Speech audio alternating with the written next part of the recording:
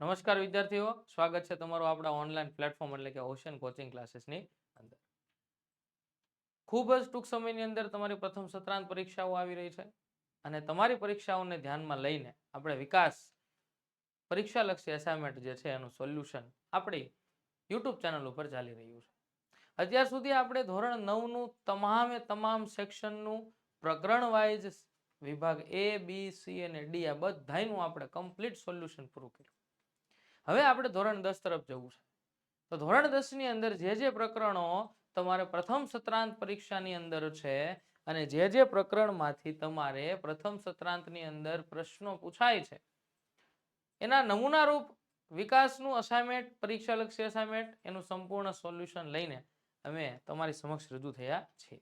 જેમ ધોરણ 9નું આપણે સરસ મજાનું સોલ્યુશન સાથે પૂરું કર્યું એવી જ રીતે આપણે ધોરણ 10નું પૂર્ણ કરવાનું છે. તો સર આ અસાઇનમેન્ટ જે છે મેળવવા માટે શું કરીએ? તો કે કાંઈ નહીં, તમારા પાસે મોબાઈલ હોય, મોબાઈલ લ્યો અને ડિસ્પ્લે ઉપર આપેલો નંબર કયો? તો કે 63 54 82 73 83. આ નંબર ઉપર જે છે ફોન કરીને સંપૂર્ણ જાણકારી મેળવો અને ઘરે બેઠા ધોરણ 9, 10, 11 અને 12 આ ચાર ધોરણના મુખ્ય વિષયોના વિકાસના પરીક્ષાલક્ષી અસાઇનમેન્ટ નમૂનાના પ્રશ્નપત્ર સાથે ઘરે બેઠા તમે મેળવી શકો છો.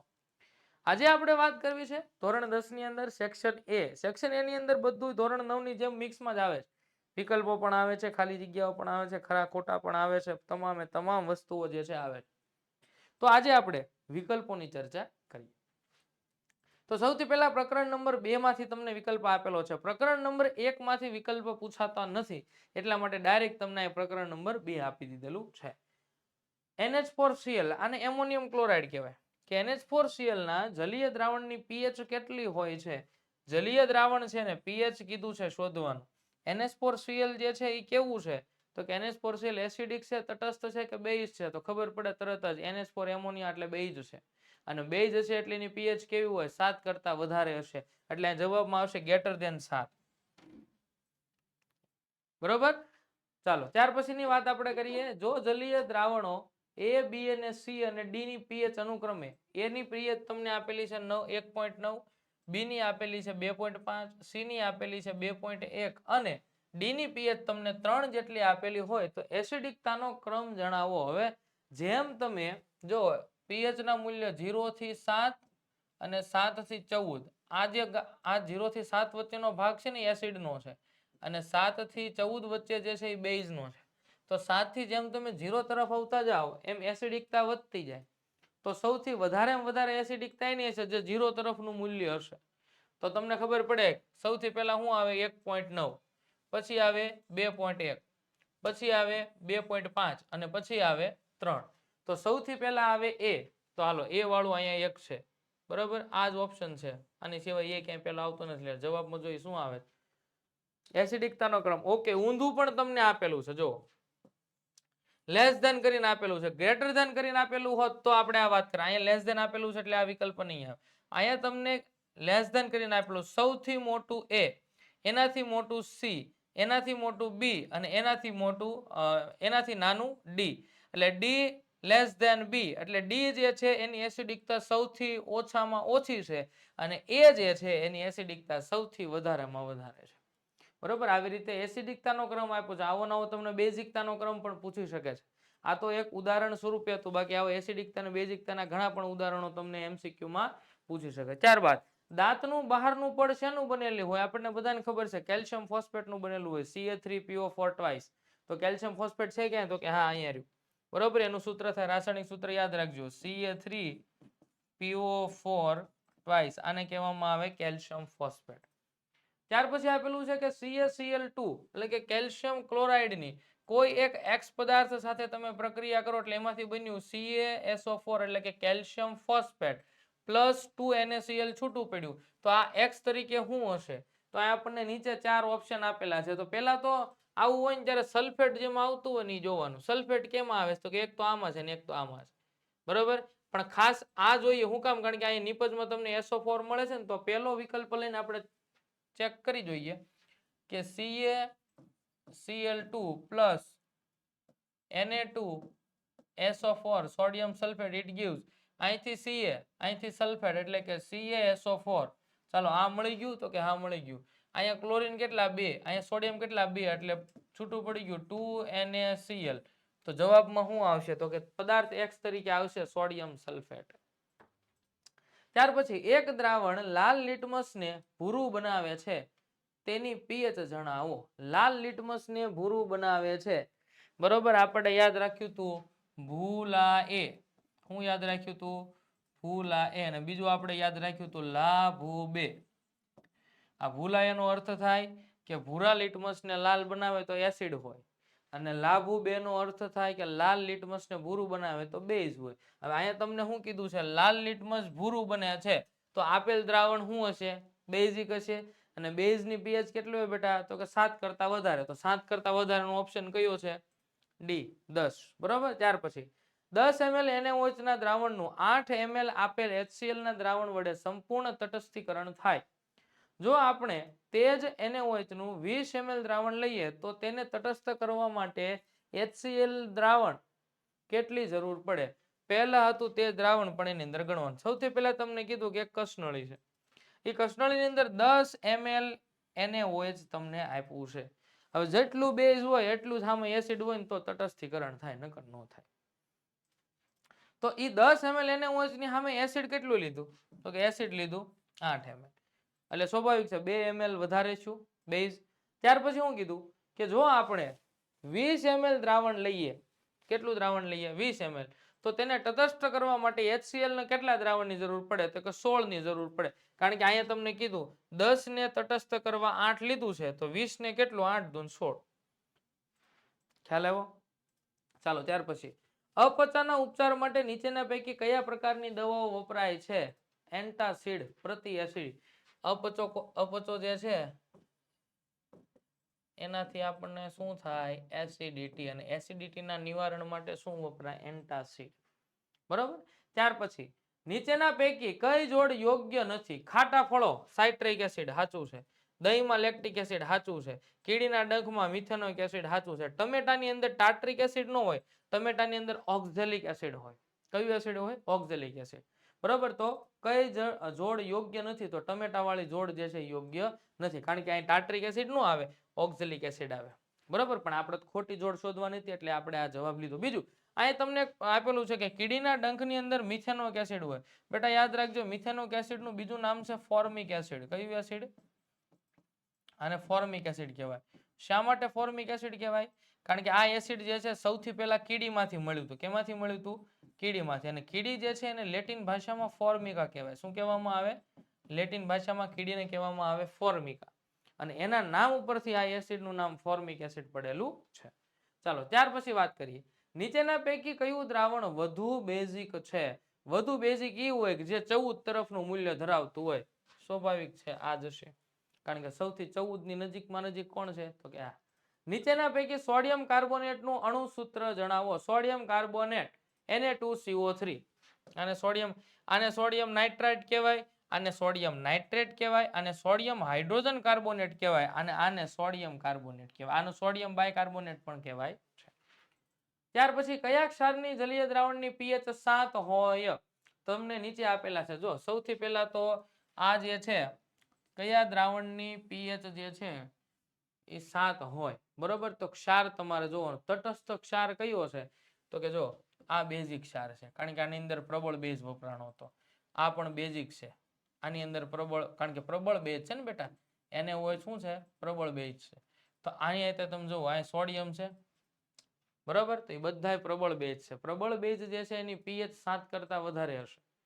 બરાબર. પ્રબળ બેઝ વપરાયેલા છે એટલે જેટલા પણ બધા ક્ષાર બન્યા ને એ બધા, કારણ કે તમે ક્ષારના પ્રકાર ભણી ગયા છો, એસિડિક ક્ષાર, બેઝિક ક્ષાર ને તટસ્થ ક્ષાર. તો આ બધામાંથી તટસ્થ ક્ષાર એક આ જ છે. તટસ્થ ક્ષાર હોય ને તો જ એની pH 7 હોય, નકર એની pH 7 કરતા ઓછી હોય કાં તો 7 કરતા વધારે હોય. બરોબર. ચાલો ત્યાર પછી નીચેના પૈકી કયો પદાર્થ મંદ એસિડ સાથે પ્રક્રિયા કરીને કાર્બન ડાયોક્સાઇડ વાયુ આપતો નથી?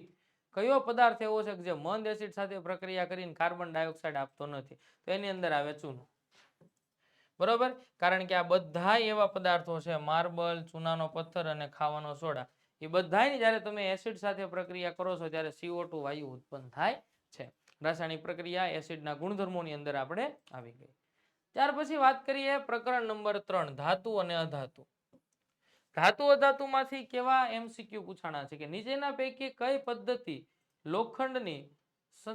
લોખંડની તવી આપણે જે ઘરે જે કિચન ની અંદર જે વપરાય છે ને ફ્રાય પેન જેની ઉપર આપણે તળતા હોય વસ્તુ એની વાત છે કે લોખંડની તવીને કાટ લાગવાથી અટકાવી શકે છે એટલે કહેવાનો અર્થ એ છે કે લોખંડને કાટ લાગવા માટે અથવા તો કાટ લાગી ગયો છે તેને અટકાવવા માટે નીચેનામાંથી કઈ પદ્ધતિ તો કે સૌથી પહેલું ગ્રીઝ લગાવવાથી તો કે હા એનાથી અટકાવી શકાય બીજું રંગ લગાવવાથી કાટ અટકાવી શકાય તો કે હા ઝીંકનું સ્તર ચડાવવું જેને ગેલ્વેનાઇઝેશન કહેવામાં આવે એ પણ છે તો જવાબમાં શું આવશે આપેલ તમામ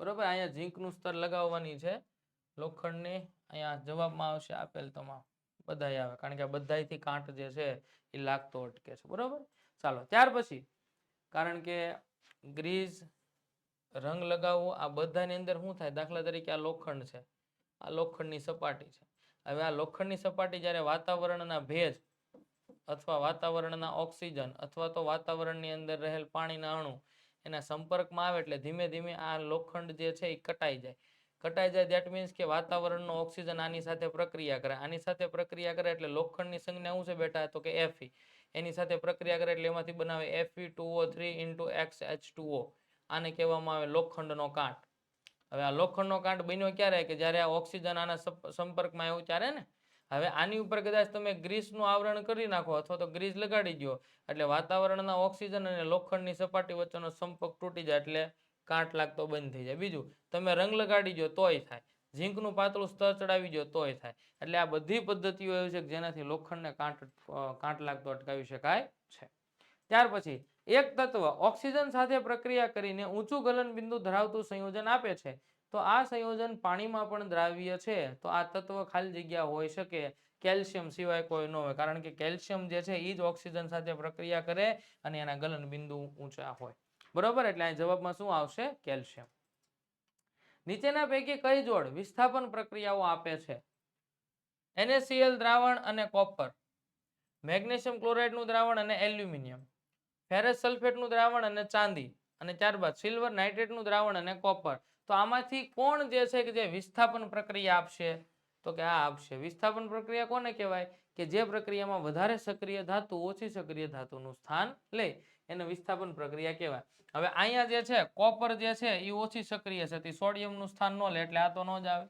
અહીંયા એલ્યુમિનિયમ જે છે મેગ્નેશિયમ કરતા ઓછી સક્રિય છે એટલે આ શક્ય નથી ચાંદી સિલ્વર તો હાવ ઓછું સક્રિય છે એની સામે Fe વધારે સક્રિય છે એટલે આ પણ ન થાય તો વધ્યું હું તો કે સિલ્વર કરતા કોપર વધારે સક્રિય છે એટલે જ્યારે બંને વચ્ચે પ્રક્રિયા થાય ને AgNO3 પ્લસ Cu તેમાંથી બનશે CuNO3 ટ્વાઇસ પ્લસ 2Ag એટલે અહીંયા તમારે આગળ મૂકવા પડશે 2 તો આ પ્રક્રિયા વિસ્થાપન પ્રક્રિયા થઈ બરોબર ત્યાર પછી નીચેનામાંથી મિશ્ર ધાતુ કઈ છે બ્રાસ બ્રોન્ઝ સ્ટીલ કે આપેલ તમામ આ બધી મિશ્ર ધાતુઓ છે મિશ્ર ધાતુ કોને કહેવાય કે જરૂરિયાત મુજબના ગુણધર્મો મેળવવા માટે થઈને બે કે તેનાથી વધારે ધાતુઓને ભેગી કરી અને જે નવી ધાતુ બનાવવામાં આવી છે બેટા એને કહેવામાં આવે મિશ્ર ધાતુ ત્યાર પછી એલ્યુમિનિયમને હવાના સંપર્કમાં લાવતા તેની ઉપર કોનું પડ જે છે લાગી જાય છે તો કે એની ઉપર જે છે Al2O3 એલ્યુમિનિયમ ઓક્સાઇડનું પાતળું પડ લાગી જાય છે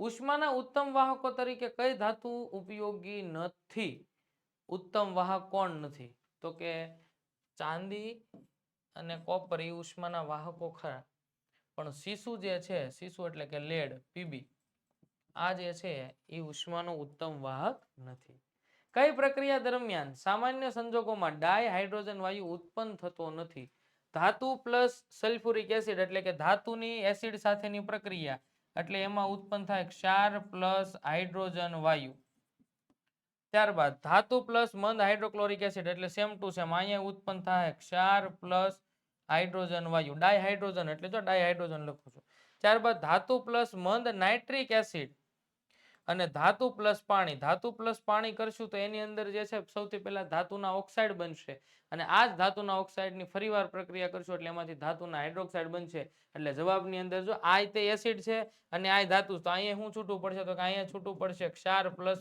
H2 વાયુ છૂટો પડે તો ઉપરની ત્રણેય પ્રક્રિયામાં હાઇડ્રોજન ડાયહાઇડ્રોજન વાયુ છૂટો પડે પણ નીચેની પ્રક્રિયામાં ન પડે ને આ પ્રક્રિયા બે તબક્કામાં થાય બરોબર પહેલા તબક્કામાં જ્યારે તમે ધાતુ જે છે એની પાણી સાથે પ્રક્રિયા કરો એટલે એમાંથી સૌપ્રથમ પહેલા ધાતુના ઓક્સાઇડ બને શું બને ધાતુના ઓક્સાઇડ આ વધારાના ધાતુના ઓક્સાઇડની હજી તમે પાણી સાથે પ્રક્રિયા કરો એટલે એમાંથી બને ધાતુના હાઇડ્રોક્સાઇડ શું બને ધાતુના હાઇડ્રોક્સાઇડ તો હાઇડ્રોક્સાઇડ બને છે પણ હાઇડ્રોજન વાયુ ઉત્પન્ન થતો નથી બરાબર ચાલો ત્યાર પછીની પ્રક્રિયા ચાલો પ્રકરણ નંબર 5 આપણને આપ્યું છે જૈવિક ક્રિયાઓમાંથી કયા કયા તમને એમસીક્યુ પૂછાયેલા છે કે મનુષ્યમાં મૂત્રપિંડ એ ખાલી જગ્યા સાથે સંકળાયેલ એક તંત્રનો ભાગ છે મૂત્રપિંડ જે છે ઉત્સર્જનની ક્રિયા કરે એટલે ઉત્સર્જન તંત્ર સાથે સંકળાયેલો હોય બરાબર ઉત્સર્જન તંત્ર ખાલી જગ્યામાં પાયરુવેટનું વિઘટન થવાથી કાર્બન ડાયોક્સાઇડ પાણી અને ઉર્જા ઉત્પન્ન થાય છે તો કે સૌપ્રથમ કોષ રસ પાયરુવેટ જે છે સૌથી પહેલા C6H12O6 આ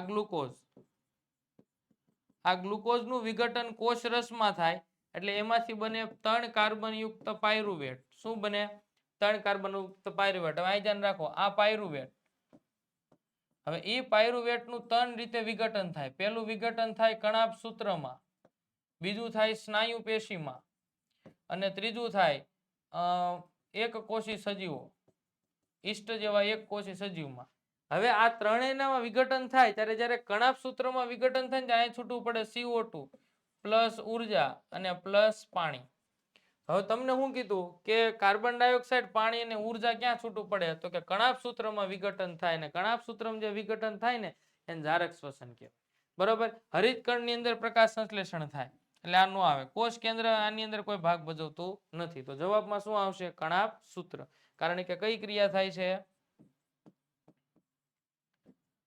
જારક શ્વસનની ક્રિયા થાય છે ત્યાર પછી સ્વયંપોષી માટે ખાલી જગ્યા આવશ્યક છે સ્વયંપોષી માટે કાર્બન ડાયોક્સાઇડ પાણી ક્લોરોફિલ ને સૂર્યપ્રકાશ બધું આવશ્યક છે જો આ બધું હશે તો જ પ્રકાશ સંશ્લેષણની ક્રિયા થાય અને તો જ વનસ્પતિ અથવા તો સ્વયંપોષી સજીવો પોતાનો ખોરાક બનાવશે એટલે જવાબમાં આવશે આપેલ તમામ ત્યાર પછી રેઝિન અને ગુંદર વનસ્પતિના પદાર્થો છે વનસ્પતિના કેવા પદાર્થો છે તો કે વનસ્પતિના ઉત્સર્ગ પદાર્થો છે વનસ્પતિ પોતાનું ઉત્સર્જન સ્વરૂપે આ પદાર્થોને પોતાનામાંથી ત્યાગ કરે છે નીચેના પૈકી કોનામાં નાના આંતરડાની લંબાઈ વધારે હોય કોનામાં નાના આંતરડાની લંબાઈ જે છે વધારે એમાં સૌથી પહેલા આપેલું છે વાઘ પછી આપેલું છે મનુષ્ય પછી આપેલું છે ગાય અને પછી આપેલું છે ઉંદર તો સૌથી પહેલા તો આમાં આપણે ભાગ પાડી દઈએ શાકાહારી અને માંસાહારી કારણ કે શાકાહારીની અંદર જે નાના આંતરડાની લંબાઈ હોય એટલી કદાચ કોઈનામાં હોતી નથી એટલે જવાબની અંદર ગાય જ આવે કારણ કે આપણે મિશ્રાહારી છીએ એટલે આપણે આની અંદર કોઈ રોલ ભજવતા નથી ઉંદર ઈ પણ મિશ્રાહારી વાત કરીએ વાઘ અને ગાય વાઘ જે છે એ માંસાહારી પ્રાણી છે માંસાહારીની ખોરાકની અંદર મુખ્ય ખોરાકનો ઘટક આવે ચરબી અને ચરબીનું પાચન સરળતાથી થઈ જાય જ્યારે શાકાહારી પ્રાણી છે ગાય તો શાકાહારી પ્રાણીઓ જે પોતાનો ખોરાક ખાય છે એની અંદર મુખ્ય ઘટક છે સેલ્યુલોઝ અને સેલ્યુલોઝ ખૂબ જ જટિલ પદાર્થ છે એટલે એના પાચન માટે નાના આંતરડાની લંબાઈ વધારે હોવી જોઈએ એટલે સૌથી વધારે શાકાહારી સજીવો છે એને નાના આંતરડાની લંબાઈ વધારે હોય છે પાચનનો અંતિમ હેતુ શું છે તો કે પાચનનો અંતિમ હેતુ છે અભિશોષણ જે પાચિત ખોરાક છે એમાંથી જે કાંઈ પણ દ્રવ્યો છૂટા પડ્યા છે એ બધાનું અભિશોષણ કરવાનું મૂત્રપિંડના કયા ભાગમાં રુધિર ગાળણની ક્રિયાઓ થાય છે તો કે બાઉમેનની કોથળીની અંદર જે છે આ ગાળણની ક્રિયા થાય છે જે ઊંધા કપ જેવો આકાર છે આવો આ બાઉમેનની કોથળીની અંદર જે છે એ રુધિર ગાળણની ક્રિયા થાય છે જેની અંદર ગાળણની ક્રિયા કરવા માટે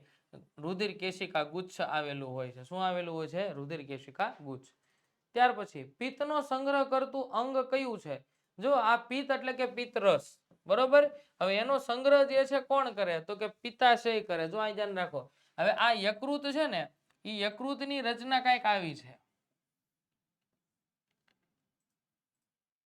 બરાબર હવે એની અંદર જે છે અહીંયા પિત્તાશય આવેલું છે શું આવેલું છે હવે પિત્તાશય બને પિત્તાશયની અંદર પિત્તરસ બને બરાબર યાદ રાખજો એનો સંગ્રહ પિત્તરસમાં થાય પણ જો અહીંયા સંગ્રહની જગ્યાએ તમને એમ પૂછવું ને સ્ત્રાવ કેમાંથી થાય તો આ સ્ત્રાવ જે છે ને પિત્તરસનો એ યકૃતમાંથી થાય પિત્તાશય ખાલી બનાવીને એનો સંગ્રહ કરે છે પિત્તરસનો પણ એનું સ્ત્રાવ કરવાનું કામ કોણ કરે છે? યકૃત કરે છે. અને યકૃત ઈ પણ યાદ રાખજો આપણા શરીરની સૌથી મોટી ગ્રંથિ છે. બરોબર, જવાબમાં આવશે પિત્તાશય. મનુષ્યમાં પ્રોટીનના પાચનની શરૂઆત ક્યાંથી થાય છે? તો કે મનુષ્યમાં પ્રોટીનના પાચનની શરૂઆત જે છે જઠરની અંદર થાય છે. જઠરની દિવાલમાંથી જે શ્લેષ્મ સ્તર નીકળે છે એ નિષ્ક્રિય પેપ્સિનને સક્રિય કરે છે અને સક્રિય પેપ્સિન જે છે એ પ્રોટીનનું પાચન કરે છે. વનસ્પતિમાં પ્રકાશ સંશ્લેષણની નિપજોનું વહન કોના દ્વારા થાય છે? પ્રકાશ સંશ્લેષણની નિપજ એટલે પ્રકાશ સંશ્લેષણની ક્રિયાથી ખોરાક તૈયાર છે. ખોરાક એટલે જે છે અન્ન, જે પર્ણની અંદર બન્યું. હવે આ અન્નનું વહન કોણ કરે? તો કે જલવાહક, તો કે ઈ ન કરે. જલવાહિની તો કે ઈ ન કરે. ચાલની નલિકાને સાથી કોષો અને જલવાહિની અને ચાલની નલિકાઓ. જવાબની અંદર આવશે ચાલની નલિકા અને સાથી કોષો, કારણ કે આ અન્નવાહક પેશીના અંગો છે.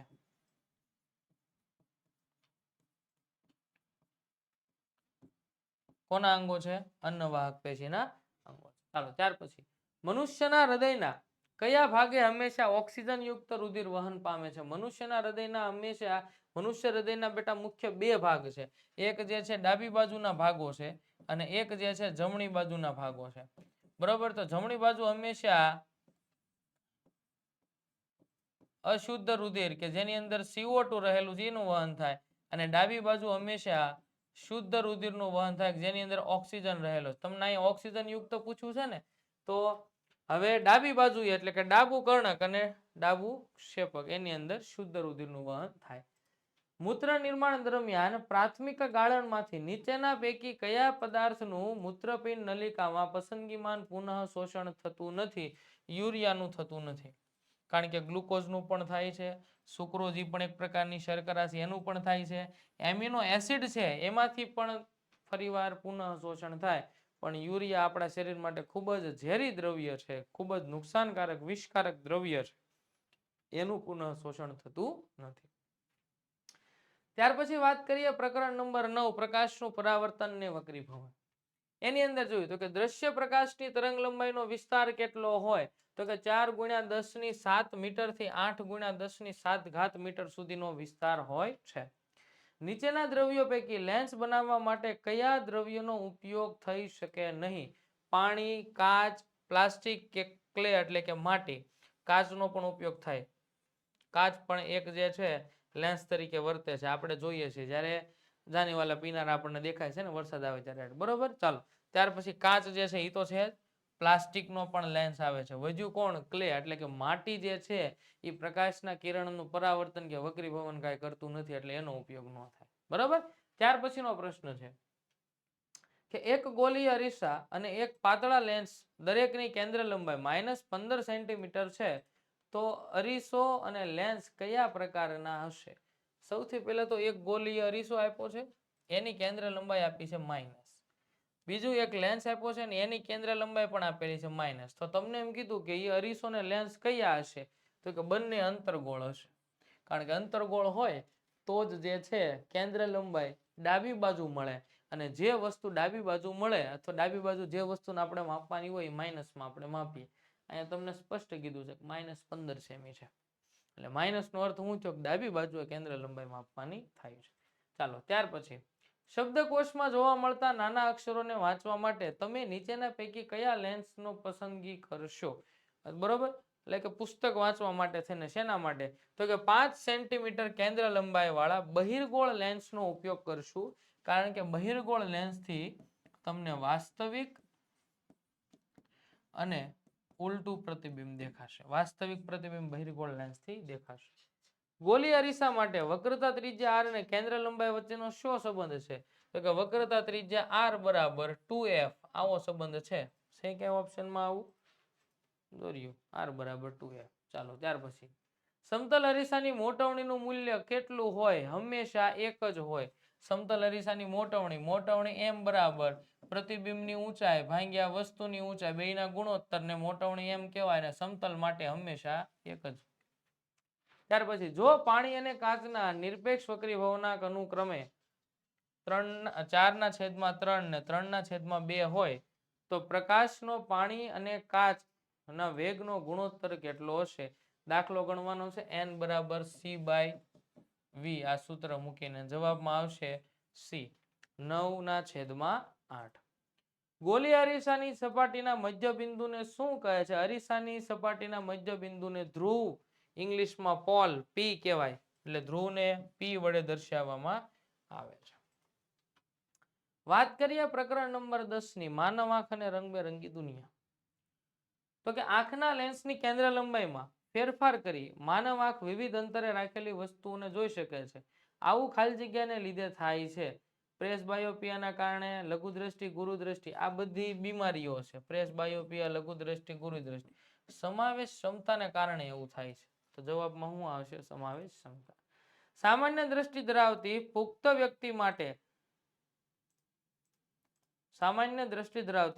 વ્યક્તિ માટે દ્રષ્ટિનું લઘુત્તમ અંતર આશરે ખાલી જગ્યા હોય છે. અથવા તો આ પ્રશ્નમાં ભૂલ છે, અહીંયા આ શબ્દ નો આવે. બરોબર. પ્રશ્ન એવો છે કે સામાન્ય વ્યક્તિ હોય એ નજીકમાં નજીક એટલે કે પોતાનું નજીક બિંદુ કેટલું હોય? તો કે આપણને બધાને ખબર છે કે સામાન્ય વ્યક્તિનું નજીક બિંદુ જે છે એ 25 સેન્ટીમીટર હોય અને દૂર બિંદુ તો કઈ અનંત અંતર સુધી હોય. બરોબર. એટલે અહીંયા તમને શું પૂછેલું છે? લઘુત્તમ અંતર એટલે કે એનું નજીક બિંદુ કેટલું હોય એ પૂછેલું છે. ચાલો ત્યાર પછી વાત કરીએ. આંખના લેન્સની કેન્દ્ર લંબાઈમાં ફેરફાર ખાલી જગ્યા વડે થાય છે. કીકી વડે થાય? નો થાય. નેત્રપટલ વડે? નો થાય. સિલિયરી સ્નાયુ? યસ, આના વડે થાય. તો જવાબમાં શું આવે? સિલિયરી સ્નાયુ. મેઘધનુષ્યની રચનામાં નીચેનામાંથી પ્રકાશની કઈ ઘટના ભાગ ભજવતી નથી? એમાં શોષણ જે છે એ ભાગ ભજવતું નથી. બાકી પરાવર્તન થાય છે, વક્રીભવન થાય છે અને વિભાજન થાય છે. વિભાજન, વક્રીભવન ને પરાવર્તનને કારણે જ આપણને જે છે 7 અલગ અલગ રંગો દેખાય છે. તારાઓનું ટમટમવું દેખાવા માટે કઈ પ્રકાશી ઘટના જવાબદાર છે?